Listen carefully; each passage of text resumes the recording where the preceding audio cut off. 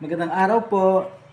Ito po ay presentation how to encode the voucher code po ng ating voucher Wi-Fi. Ito po ang ginagamit natin yung TP-Link 110. Ito po. Yan lang po. At i-connect siya sa may Wi-Fi modem ninyo. Dapat may internet kayo sa bahay. Yan.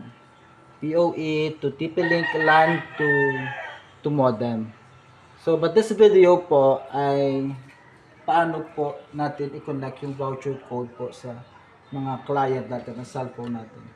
Kapag nakabili na po kayo ng code sa tindahan, ito po yung gagawin ninyo. Punta kayo sa Drea Voucher Wi-Fi. Example, yan po ang name ng voucher Wi-Fi namin. Yan. Kapag may nakita po kayong sign in to network ng press nyo po yan. Yan. At may lalabas yan na portal. So, kung hindi lalabas yung portal, punta po kayo sa settings. Yan. And then, click yung Wi-Fi ninyo.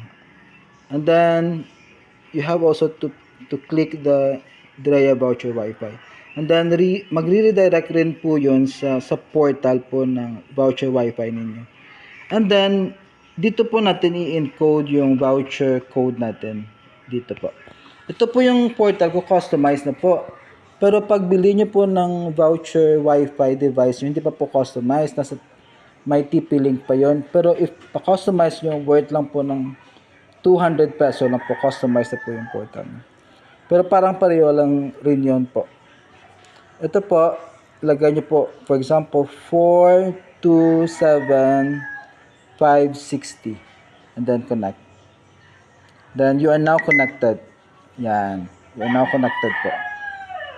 And then ito po ay try nyo if may internet po yung connection niyo kapag nag-ano na po. Encoded na po yung voucher code. Try natin YouTube Ito yan. Example, number blocks. Yan, may internet na po. Mabilis na po yung internet. Ang gamit ko po na G-Fiber prepaid lang ang gamit ko. Yan. At nagbebenta rin po ako ng nag-agent rin po ako ng voucher ng Globe G-Fiber prepaid po.